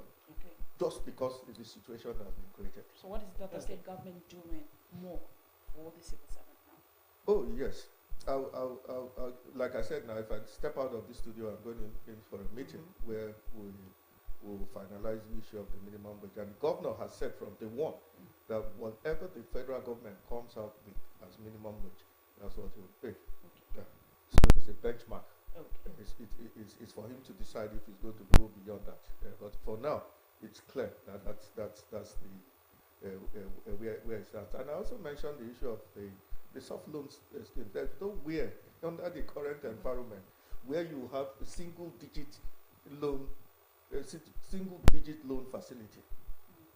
The government is doing that, and that alone, yes, because there is a bit of a cost on it, administrative and all the rest. That's why you're charging what I call that single-digit loan. Otherwise, it's more of a free giveaway. Then the governor also had a session with myself, head of service, permanent secretaries, directors, and heads of extra ministerial department, where he said too that he was going to focus more on training and training civil servant capacity building. And he did say something that you understand the fundamentals of what the average worker is looking for. You're looking for various means to put some extra income into your pocket, but that income must be legitimate. So he can afford to send you on training, and that training will hold in Asaba, for instance. And take out some costs that will take you to Lagos and all the rest, and find a way that cost that you should have expended in going to Lagos or going to Ibadan or outside the state comes back into your pocket as a way of motivating you to concentrate on that training and at the same time balance your welfare. Okay, so there are a number of unspoken measures just like that. But like I also said, the working schedule is a lot to reduce the strain on your personal finances. Okay, we would like to look at the soft loans for civil servants. You made mention of car loans and the housing loans, equally the renovation renovation loan. Now, we remember that in the last administration at some point, these loans were put on hold Is that a confirmation from you that no, it was no. put on hold? It was never put on hold. Okay. What happened was that there was no fresh injection of capital for a while. So what was being used to disburse was repayment from the loans that had been given out. Okay. So it was never stopped. Okay. So having moved from that era, are you telling us today that civil servants are back to enjoying housing loans, car loans, and of course housing renovation loans? They didn't stop. What we have now is just an increased tempo because of the fresh injection of new funds and the increase. It never stopped. Okay. Yes, It's a pleasure to hear that this morning because a lot of civil servants have been looking forward to and have been making inquiries as to this. It's good you're here now addressing this same issue. All right. Yes, well, it's just like in every human endeavor, the means will always will ever be commensurate with the needs. So there are a lot of people, and sometimes you have it's more a waiting time, a waiting period. And it's often compounded by the fact that while we even as civil servants understand the dynamics that if you have a facility running, you can't seek another one when you haven't finished, and a lot of people are also waiting on the sidelines. So it becomes a bit of it creates a bit of administrative bottleneck, reducing the speed at which you can process those things and give out. So those are the issues that are contending with. Otherwise, it never stopped. Okay. All right. Is it true that the Delta State government has not been paying civil servants in the states the expired 30,000 naira minimum wage? This Delta State government? Yes. No, but that's what I just told you. It's not true. Every civil servant is earning the expired 30,000 minimum wage. And yes, I said that one because I served on that committee, which also was chaired by the then Secretary to State Government, Barrister Chinedu Ebie. He was the chairman. I served on that committee alongside the Commissioner of Finance and Permanent Secretary Accountant General, and of course the directors in the Office of the Head of Service. We were there. We signed it. There was a circular that was issued under my seal, my hand seal. So it couldn't have been. And that's why I was saying that even with that 30,000 naira minimum wage, which is called expired under the former President Buhari's regime, a number of state governments didn't adopt it. They were still falling back on 17,000, the minimum wage that was there before them. And you see something that we often fail to recognize, even in comparison to other states of the Federation. If I tell you a number of states, for instance, because yesterday I was in a meeting of the heads of service of the 36 states of Nigeria, alongside with the new heads of federal civil service. There are some states that the total workforce is just a segment of the Delta State workforce, where you have about over 10,000, 15,000 teachers. You see that their entire workforce is just about 7,000 or 8,000. So there are peculiarities, but never has the state government not paid that 30,000 naira minimum wage. If you have your facts, you bring them to me. Then we'll okay, let's look it may just have been hearsay. No, okay, let's just say hearsay. Let's move on because if we dwell on this, we may just be rigmaroling around it and not getting. But it's fair enough that you've clarified that fact that the Delta State government over the years have been paying the 30,000 naira minimum wage to all the minimum wage regimes. So let's move on to the relationship between the Delta State civil servants, the government, and the labor unions in Delta. I can say that, answer that one in one word. It's been very cordial and harmonious. Part of the reason is that both sides try to be proactive, and what's also very important is everybody tries to respect their boundaries and show understanding to the other person's point of view. So relationship have been harmonious and cordial. If you look at what has been happening. You know, sometimes a lot of people say, no, there may have been compromises. It's not. I'll just give you a typical example. Yesterday, I spent the greater part of my day in a meeting with the National Union of Nurses. They had actually given an ultimatum to proceed on strike. But when we sat down on the table, of course, I understood their demands and understood where they're coming from. And we tried to address that. And we also put forward the government's position, and everybody understood it. Of course, that they put the demands. They've gone back, and they're certainly going to go back to their congresses to tell them what has happened. And before you know, they call off what they had threatened to do. What am I trying to say? Over the past years, and I can benchmark it against the period I've served as head of service, industrial relationship between the government, the unions, and the civil servant have been very cordial and harmonious. What strategies did the Delta State government employ to maintain that harmonious relationship? Yeah, which is what I just tried to explain. It's proactiveness and understanding the position of every party. It's not a question of saying that, oh yes, your demands are obnoxious. You need to put yourself in your position. If you were there, you certainly be doing what they are doing. But it's for you to now understand that, oh yes, this is not how it is. And yesterday too, I also had cause to tell them, you know, where the governor is sitting currently, it's like our father. You know, we used that word in the past, that where your father is sitting at the bottom of the tree, you who's at the top of the tree will not see it. And sometimes when he takes action, it looks as if he's foolish. But when you now get to understand that this is the reason and these are the whatever, everybody takes a step back and say, oh yes, I do this for us, I do this for us. And of course, it's a hungry child. It's just like what we're saying. Sorry, if you are beating a child, do you expect that child not to cry? Okay. If something bites that child, do you expect the child not to cry? You can't just shout now, why are you crying, why are you crying? You need to understand why that child is crying. And that's part of the reasons why we've had that relationship. Understand the needs, try as much as possible to meet them. The ones you can't meet, you explain the reason in a rational way why you can't meet them. And most times, everybody, they do understand that.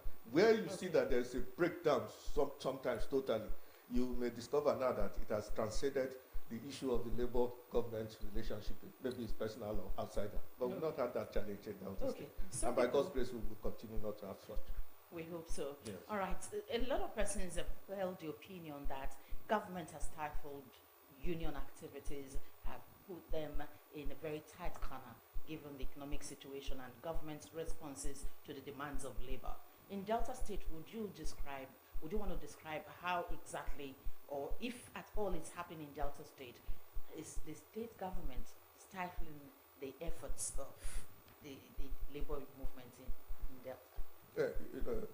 You need to pardon me on this, but I need to ask you, how do they mean that? Is it the federal government they mean have stifled? Federal government, yes. How have they stifled?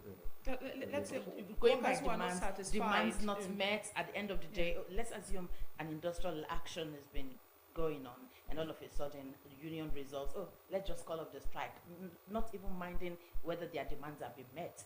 So many judgments as regards that has given credence to the fact that government has stifled union activities in Nigeria. Would you say that of Delta State too? Because most of these industrial actions called by the NLC, Delta State Labor Force joins in that too. But before you know it, such strike actions have been called off. Does that mean to you that government is actually stifling the labor union activities? Yeah, the way I'll answer that, I'm not in the labor union. So I don't know what transpired in their negotiation with the federal level. And the instance you just gave is when there's a directive from the federal unions to the local chapters, they usually obey. In the past, I'll tell you, but in the past, even if the matters that they are going on strike for, because they say an injury to one is an injury to all, they all join. So if sometimes if the union wants to pull out, like where the states are not affected by what is going on at the national level, they seek leave from the national bodies to pull out. So what has happened in terms of federal government negotiation with NLC, I would say I'm not privy to the dynamics of those transactions. But in Delta State, just like I explained to you, just yesterday we had to sit down at the round table, and we came to an understanding. Nobody coerced them, nobody forced them to do anything. They all appreciated what has gone through, and many of the fears that they had in mind too were also allayed. And they understood it, and the next thing they stepped out, they changed their posture. I think that's what happens in Delta State. Nobody, you know, I'd had a meeting where the governor, I've sat in a meeting where the governor had with some of the labor unions, and I will tell you, he made that remark that yes, sometimes people feel that perhaps he could be overbearing. But he says no, that that can't be the case, and that's the reason why he called them, and he explains his stance, and he also tells them at the end of the day, is it possible for me to give to you what I don't have? if I can't give what I don't have, and you still proceed to go and do what you want to do, who is going to bear the brunt at the end of the day? It's everybody.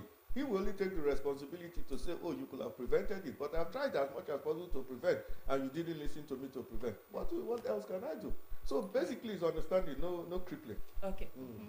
You've been the head of the Delta State Civil Service for over 5 years. Yes. What reforms have you championed since your emergence? It's 8 years. 8 years? For over 8 years? Yes, 8 years. Talk to us about That's a very long time. So you want to share some of these reforms with us? No, if I'm going to start sharing them, we won't live here. Some of we them. can start not from all, somewhere. Some of them. Tell us the reforms you've championed since you emerged as the head of the Delta State Civil Service. You put me on the spot. Let me just say that basically, right, that over these past 7, 8 years, like I just mentioned, we have tried as much as possible to improve service delivery. Service delivery, very important. Because at the end of the day, as civil servants, public servants, our responsibility is to the citizens. Yes, our political masters come with the vision, the agenda, they have the mandate. But to deliver on that mandate, the civil servants, public servants who are the backbone, front line, must be seen to do what is correct. So service delivery, very important. As much as possible too, we've tried to automate our working processes to simplify them and make decision making faster. Then of course, you know why I said you put me on the spot. You can't do anything too far beyond the governor as well, because he really has the vision. Mine is to deliver on that vision. We know, for instance, the Chike Osadebe Secretariat. The Chike Edozian Secretariat complex. Yes, it means a flagship project. Yes, of the government, which is very marked in terms of the reforms you're talking about. We have a very conducive working environment, and virtually all the ministries, departments are accommodated, unlike the case that it was before. And of course, there's been the focus on capacity building, and talking about that, we still agree that given the situation we have, there's still more to do, but there's been a lot done in that regard. But basically, what I've always tried to drive home is a change of the mindset. It's a difficult thing. I always tell all the civil servants, inclusive of all of us who are here, that the very basic thing that you require as a human being is to know that you know what is right and you know what is good. You don't expect me as the head of service to come and wait at the gate for you to come to your office at the time you are supposed to come to the office. You see, I came here and I was telling you I hope I came on time because it's only natural that you feel those things. But just to answer you, I'm documenting all those in a structured way, which I'll share with you. Yeah, once upon a time. That's why I said you are putting me on the spot. Once upon a time when in the course of discharging your duties as the head of service, Delta State Civil Service, there was this clocking exercise for all civil servants. Yes, correct. How did that fare in the past administration? And at what point did that actually fizzle out? Because it fizzled out in such a way that not too many civil servants noticed that the clocking system in the civil service had stopped. Yes, okay. I'll tell you. Okay. You see, that's what you just raised was also quite very challenging. But we had engagement with the labor unions before that clocking was introduced, and everybody came to an understanding. But let me sorry, I'll speak a bit on this. You know, when we were having that discussion, the labor unions were of the view that the clock in, clock out was meant for factory workers. So it wouldn't work. We said, you know, it is good we draw examples, but we have to put them in context. So, but I also told the labor unions that at least God has blessed me to some extent that before I became head of service, I had opportunities to traverse the globe. You go to a typical hotel, for instance, at the reception, there are no seats. The receptionist does not sit down. He stands. You don't have a private phone where you step into a hotel, the receptionist is answering the phone to somebody and you as a guest you're waiting. You don't have that. So it took a lot of convincing, and the clocking measure was put in place. But meanwhile, that clocking measure was part of a larger biometric system, which was the automation that I referred to earlier on. It was part of a larger biometric system that got in place. And of course, after those initial hiccups, it came up. It moved on smoothly. But where it got halted, where perhaps we don't remember, was during the COVID era, where you remember where you now had to do distancing and all those health protocols. So there was no point in continuing the clocking measure. When after a post-COVID assessment had taken place, and we also assessed the impact of the clock in, as like I mentioned, was a part of the larger biometric system, and it has achieved that to a large extent. There was the decision not to restart. Now that we don't have the clocking system anymore, how does your office, the head of service office, monitor civil servants in Delta State, and how do they instill discipline to make sure that these civil servants go to work on time? Yes, in fact, that is why I said first that the part of the reform is in the mind. The reform is in the mind. Even the clock out system we're talking about it was just an electronic device beyond the one that I mentioned, that I don't have to come to the gate to say I'm watching who is coming in and who is coming out. But you know, one thing that is very important is, for me, for instance, and for you, you can't be everywhere. You can't be everywhere. True. It means that down the ladder, there's a hierarchy. Down the ladder, after the head of service, let's take myself, then you have the permanent secretaries, then you have the directors, and the other line staff. So everybody reports to somebody. If we do our duty as it's supposed to be, I don't need to bother myself about who's coming to work or who's not coming to work. What, in effect, I'm saying is that if I notice any other thing and put that in check, is the supervising officer that I hold responsible, just like the governor holds me responsible generally. So I go down the line to the supervising officers to ensure that you come to work as at the time you come. And once I get report, like I said, I can't be everywhere, but once we get report in that direction, we query whoever is responsible, and it's a responsibility to drive that thing down the line and ensure that such doesn't occur. But like I said, and I'll still repeat it, fundamentally, it is your own duty to yourself to do what is right at the right time. And I'll give you an example. Sorry. Driving out of my residence, official quarters, there's a T junction that turns to the right. Just nearby too, there's another junction.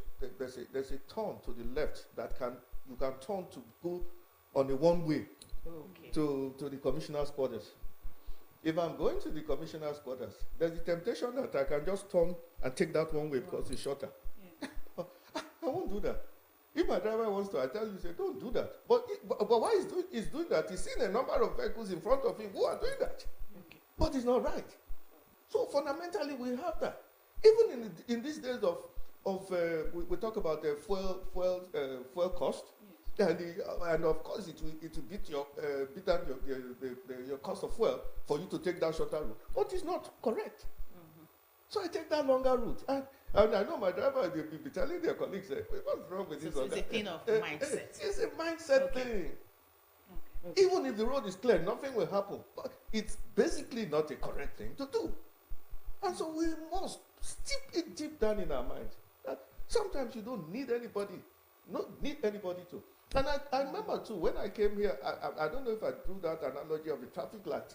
You did. Yes, you did. It's the same thing. Okay. You wait. Okay, so let's look at training and retraining of the Delta State workforce. To what extent has the Delta State government invested in the training and retraining of its workforce? I must be honest to give you my assessment on that. Okay. The Delta State government have tried as much as to train and retrain. Okay. But I think, honestly, we still need to do more. But I know the issue we're constrained by funding issues. Okay. But within the limits of the funding issues, we have tried. There's a particular program that, despite all the challenges, we'll maintain that, and that's there's a 7 weekend training course for officers who are aspiring to become directors. Okay, that's what we have playing right there on our screen. Okay, yes. Okay, so what exactly is this about? And for how long has it been on in Delta State? It's been on for over 20 years. Oh. Yes, it's been on for over 20 years. In fact, I was a pioneer. I was a pioneer participant. Okay. Yeah, I was a pioneer participant of the program. All right. So when it started. Okay.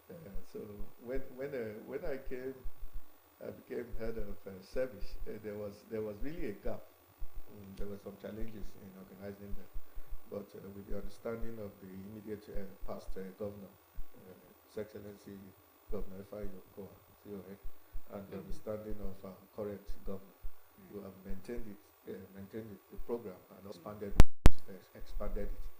The program is more of a management and leadership program for officers who are at the stage of moving on from chief officers to directors, starting from the assistant directors, deputy directors to eventual full-fledged directors. So if you don't participate and come out successfully, you can be promoted to assistant director. Okay, there's so much though to talk about when we're looking at the issue of training and retraining of the Delta State workforce. Yes. So much. How would you rate the performance of the government and your office in this aspect? If I'm going to use it in percentage term, I would say 65%. 65. Okay. So I'm leaving it to my incoming successor to raise the bar to up to 80 and 90%. Okay, so let's, yeah. Yes, I know you've talked about it a little, but then I still want you to talk more on it. So No problem. what is the latest? We're under the more agenda. What is the latest development in relation to the implementation of the 70,000 naira minimum wage? Yes. And is there a timeline for the full implementation? Okay. Oh. No, since I'm sitting here, like I said, the governor has been enlightened. And the issue why we have not done it is because we were still doing this paid work in conjunction with the unions anyway. Because the truth must be said, they slowed us down a bit. They said they didn't want any mistake, and we understand that. But to take it up, I don't know how I'm going to frame it. But I know the governor has given a directive. So let me use that word now. It's the governor's directive that minimum wage should be paid this October. This October? Yes. All right. It's the governor's directive that it should be.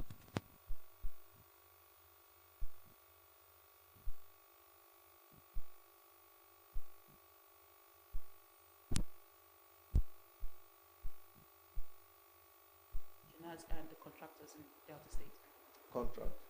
Pensioners. No, of course, there's a pension law that obligates a state government to do consequential, what they call consequential adjustment once the minimum wage is affected. That is for those who are in the direct benefit scheme. Yeah, but for those who are in the contributory pension scheme, of course, the moment your emolument, your salary goes up, the level of your contribution and the government's matching contribution also goes up. So, straightforward, it affects everybody. Okay, something that has been a major challenge to civil servants is the issue of arrears. That's in the past. It's in the past. Yeah. Okay, what did the head of service or the office of the head of service or the state government do in addressing the issue of payment of arrears? Yeah, but you know, when Governor, in fact, before Governor Sheriff Oborowore came on board, when he was campaigning, the issue was brought to his attention. Okay. Yes.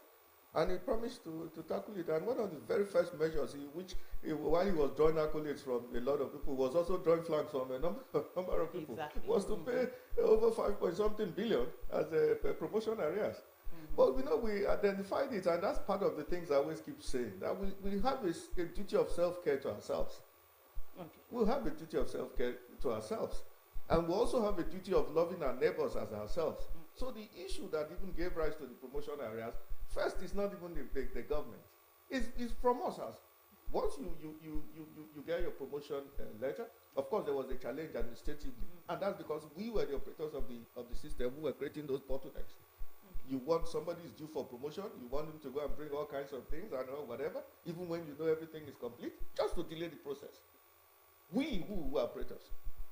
And it creates the issue. Then now you have your letter. There's a requirement from you. You know where to submit it to. You know how to follow it up and do whatever. So you don't build up areas. But that we found out that was what was happening, which is why I said mind change is very important. You must love your neighbors yourself. You are in the system. You love your neighbors yourself, and you who is concerned to have a duty of self-care to yourself. So what the governor has said, and for us in the administrative sphere, as much as possible, in the office of the head of service, where we are responsible for promotion of senior management staff, you discover that if you don't have any disciplinary issue, in very many instances, not in all instances anyway, if you are due for promotion in July, for instance, your letter is ready by March or April, so that by the time that July is your effective date, you are presenting it, and the process goes, so you don't have a build-up of arrears. And if everybody sits down to do what is expected of he or her, he won't have any build-up.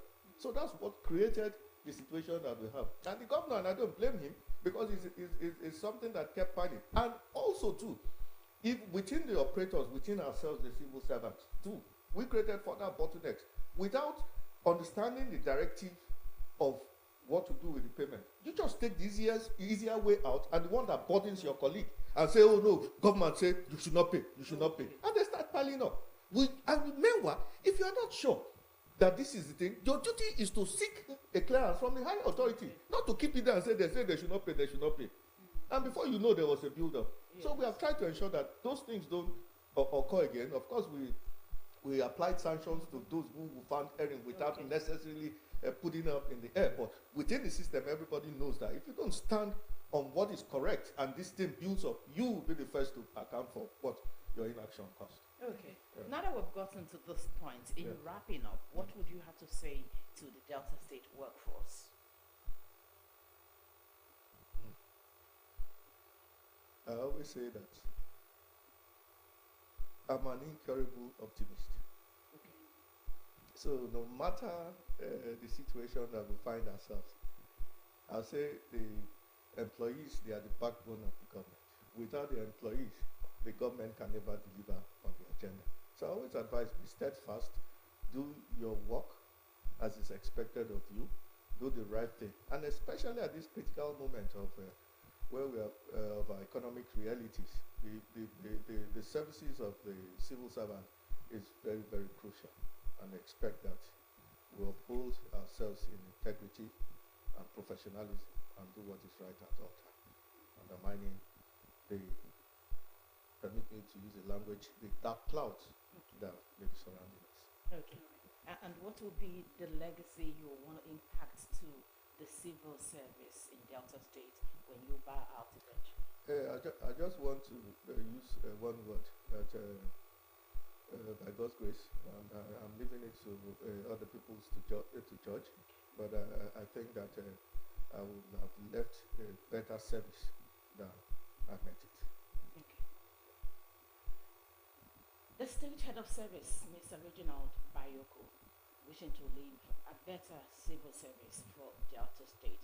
Well, he has spoken to us concerning many areas, especially in these challenging times, how the Delta State civil servant is coping with the economic reality on the ground and what the Delta State government have been doing to ameliorate the plight of the Delta State workforce.